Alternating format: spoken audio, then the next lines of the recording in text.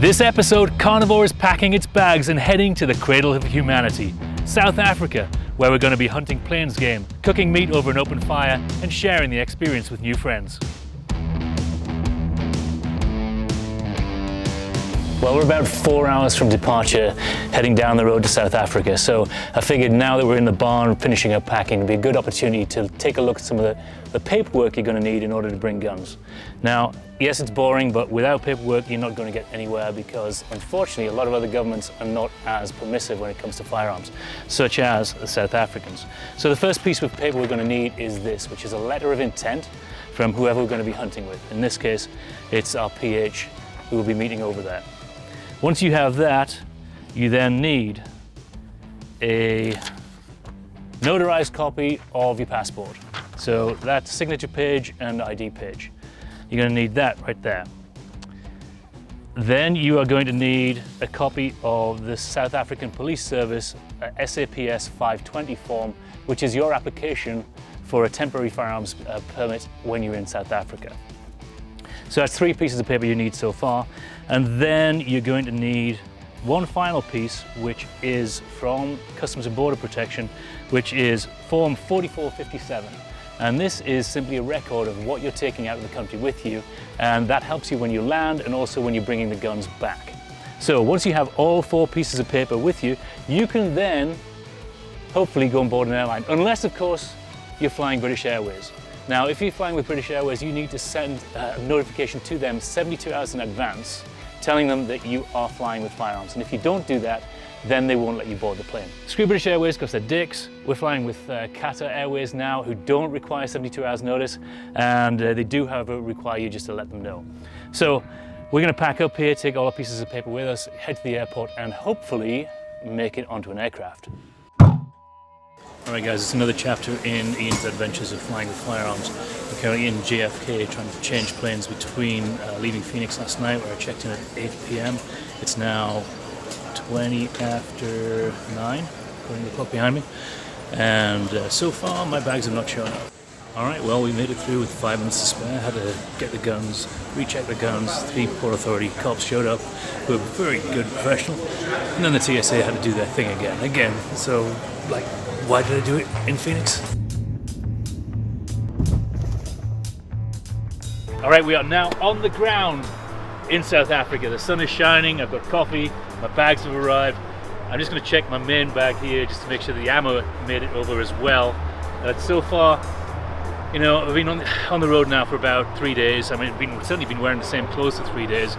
I've had nothing but incompetence and screw-ups, but we are going to feast on a bunch of tasty animals, and I do have that delicious rub that I found in the souk in Doha last night. I got my guns, I got my car, we're ready to hit the road to go south, but I'm feeling a little peckish, so where better place to grab a bite to eat than the world-famous Carnivore restaurant in Johannesburg. These guys also serve a bunch of the same animals that we're going to be hunting in the next few days. Let's go see what they got to offer.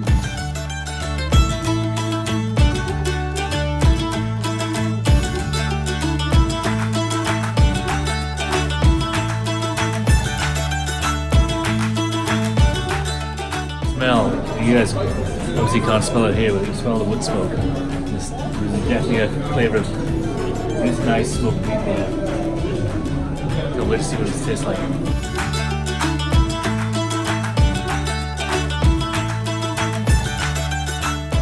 That looks pretty tasty, doesn't it? Let's take some of that.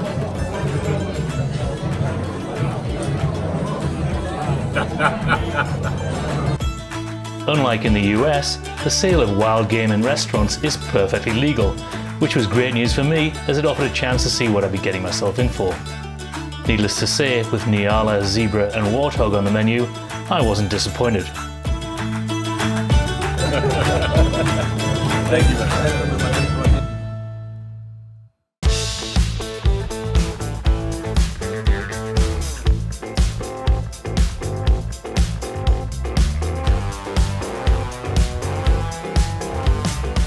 Okay, there's been some bumps in the road in the last 72 hours. I'm certainly feeling it at the moment. I've had about 6 hours sleep total in 3 days and my clothes stink. I've not changed them at all, but we're here. We're heading over towards where we hope there's got to be a bunch of plains game. My guns are here. my ammunition's here, I'm going to get changed, I'm going to get some sleep, and really I'm looking forward to the next 4 days. I'm pretty stoked to be able to meet up with Ray, who I first met last year hunting in the UK, and this is just a thing that happened over social media. He hit me up and said, hey, I'm going to be back in South Africa until July, you want to come over and hunt? And I thought, well, let's do it, I've got to do this. Flights were booked, jumped on a plane, came over here, and we're here, and the whole thing, next 4 days, meat, wine, beer, celebration of the hunt, fellowship of the brotherhood of hunting. Yeah, looking forward to it. Well, I've got one more stop before I head south into the bush, and that's to pick up a suppressor from Safari Outdoor. The reason I'm doing that is that cans are legal across the counter in South Africa, so I'm going to be very civilized, slap one on my gun, and go hunting. After traveling 7,000 miles to get here, and who knows how many people have hammered my bags in between me leaving Phoenix and getting here, first order of business is obviously going to be check zero the rifle, especially since how it now has a new can on it. So, off a pack at 100 yards, need to come up a couple of clicks, that's it, great. Thing survived, and the case that was in obviously took the knocks rather than the rifle, so I'm happy. I'll load up now, let's go hunt something.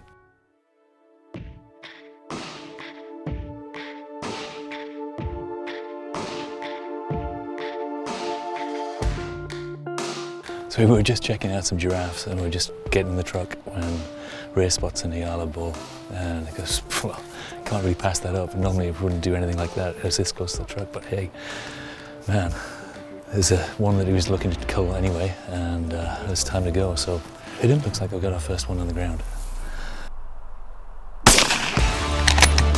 That was a long COVID. You know, pictured in palms, I sir. That was perfect. That was perfect.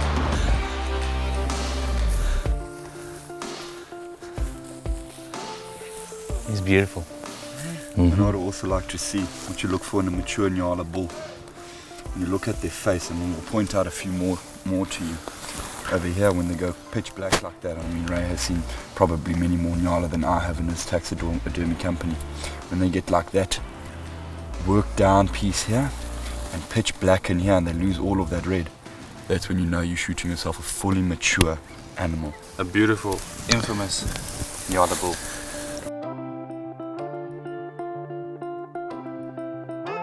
Well, this is my first animal I've shot in Africa, and we were just out looking at some giraffes, just taking in the scenery like tourists, and then this guy popped out, and he was actually the animal that Ruan was looking for. And so he was about 150 yards out, took the shot, broke both shoulders down instantaneously, put lights out.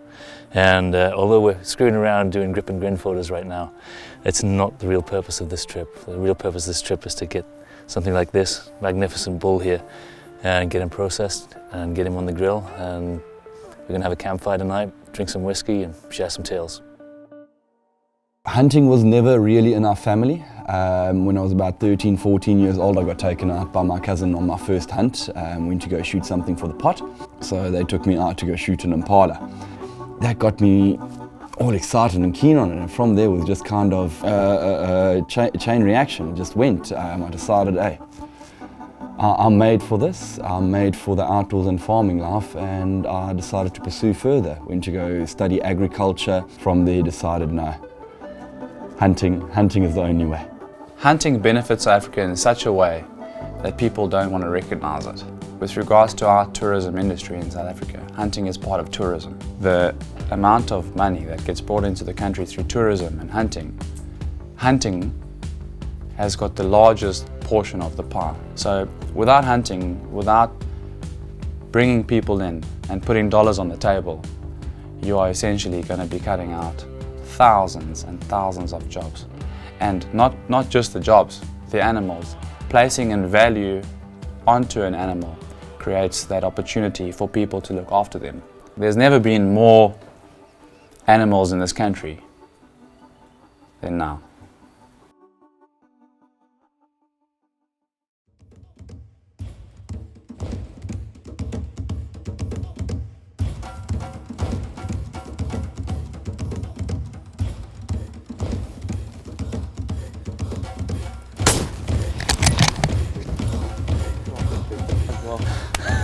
That's a big boy, Well, you have no idea. You have no idea. You have no idea what that is, my man. Well, we were just coming up in the pickup and trying to get above the mist that's in the valleys today, and such beautiful, spectacular scenery around us. And we literally just opened the doors and Ruan saw a bushbuck 300 yards down there in the valley. So we just quickly got into position, threw the sticks up and made the shot across there. And it literally happened so fast, I didn't have time to get excited and with the adrenaline spike that you normally get. But now that it has happened, and hopefully that bushbuck is down, and say people go for seasons without ever being able to get a shot on one. So this is hugely important and an exciting moment for me, and I can't wait to see this thing on the ground.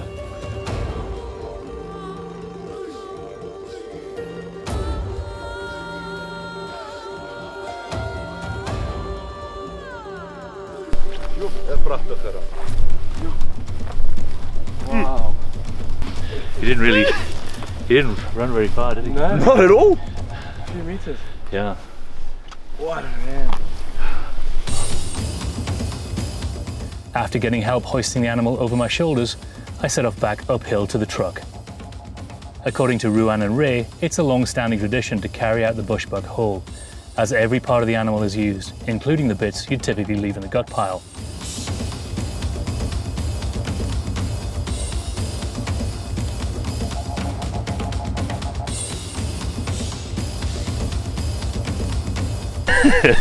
So, this is a traditional way of doing it. Yeah. And I can tell you one thing, showing respect for the animal like this afterwards, you do not get a more ultimate way.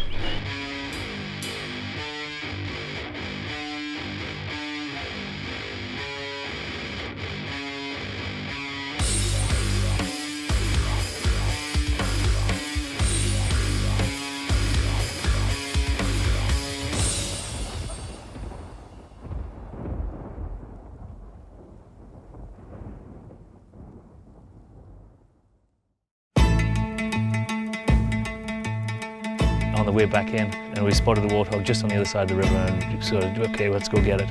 Despite hitting it with 45-70, I still hit her a little bit further back than I would have liked. Destroyed the diaphragm, and no doubt put a lot of frag through the liver. Nonetheless, they're tough animals, despite the fact that I'm hitting her with 325 grains of high-performance bullet, she still ran. So we followed up, trailed her, blood trailed her all the way up the side of a mountain. Put a second round into her and then had to carry her across the river again. At least Ruan did that for me. I just carried all the rest of the gear. Got her in, looking forward to getting these animals broken down. From here on in, we're going to do some prep, and this evening is going to be a meat feast. Can't wait. I'm very stoked. We got 3 sparrow horns in 5 days. Haha.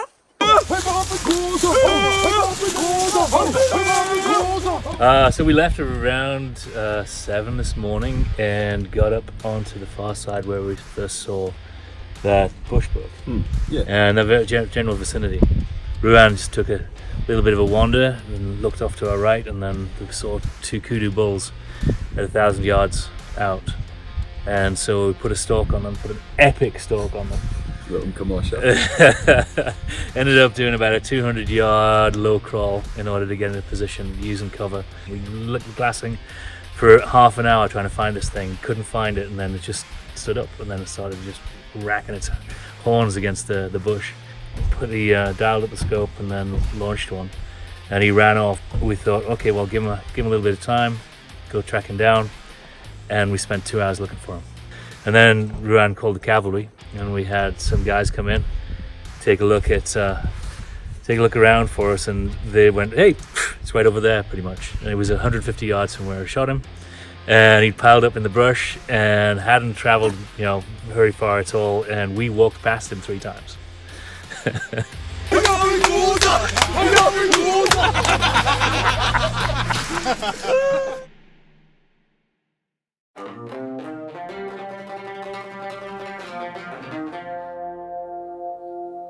Once the animals were taken back to the lodge, we all got busy preparing them for the table.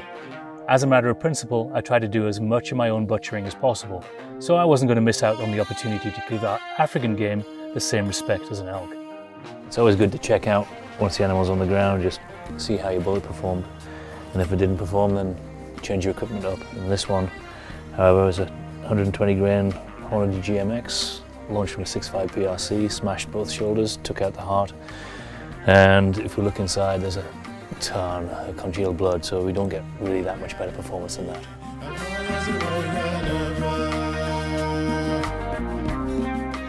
It's the first one. Oh, it smells great. Local tradition. First African animal. Bon appetit. I'll have a piece with you.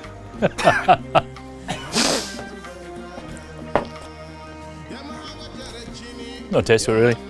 Okay, so we have various options to grill this tonight. Yeah. So what are we gonna do? So I was thinking what we should do is we take one of the fillets, take all the sinews off, pop it onto the fire, Okay. salt and pepper, and then we make a little dip with olive oil and balsamic just to dip in, thinly sliced and but rare. That sounds heavenly. I also got some spices from North Africa because my layover on the way down here in Doha, went to the souk there, and so we can try. Let's do one way and one the other. Fantastic. All Let's right? do it.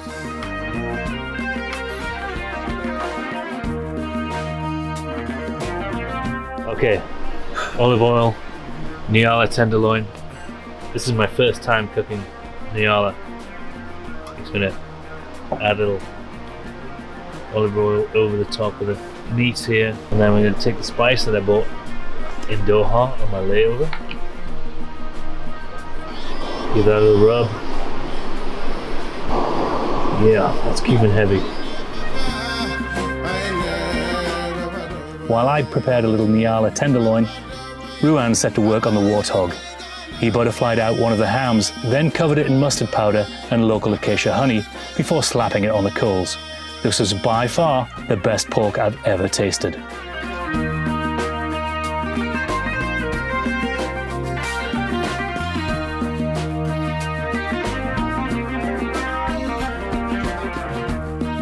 So we have some phenomenal South African red wine here. You have some great Nyala tenderloin. Look at that. It's pink, it's delicious, it's meat, and it's phenomenal. We're sitting around a fire. You have meat, fire, wine. Really, is there anything else better in society right now? I think not.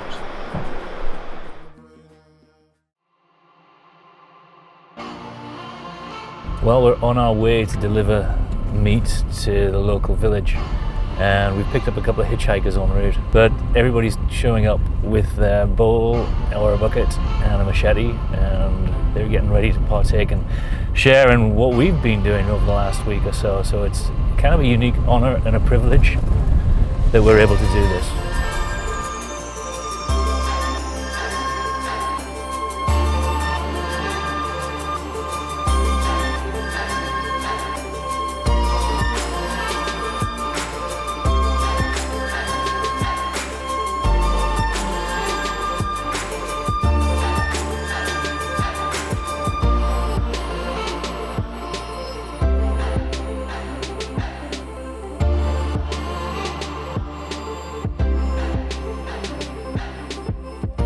If you look over my shoulder, you'll see the hill that marks the boundary of the farm that we've been hunting on this past week.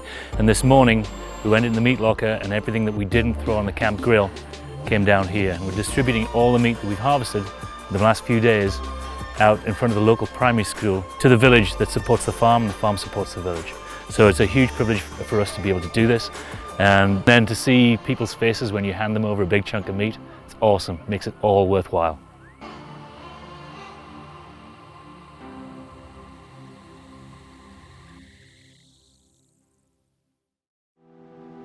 Now, coming into this hunt, I have to admit I did have certain misgivings. This being post-Apartheid South Africa with a legacy of colonialism, and honestly, once you meet the guys out in the local communities, they don't have the luxury of that degree of navel-gazing. Now, if you want to do something to support your fellow man and improve their standard of living, then go hunt this area. I just spent the last week putting money in the pockets of people who rely on the hunting industry to feed their families, and I got to feed a village for a week. And that feels pretty good.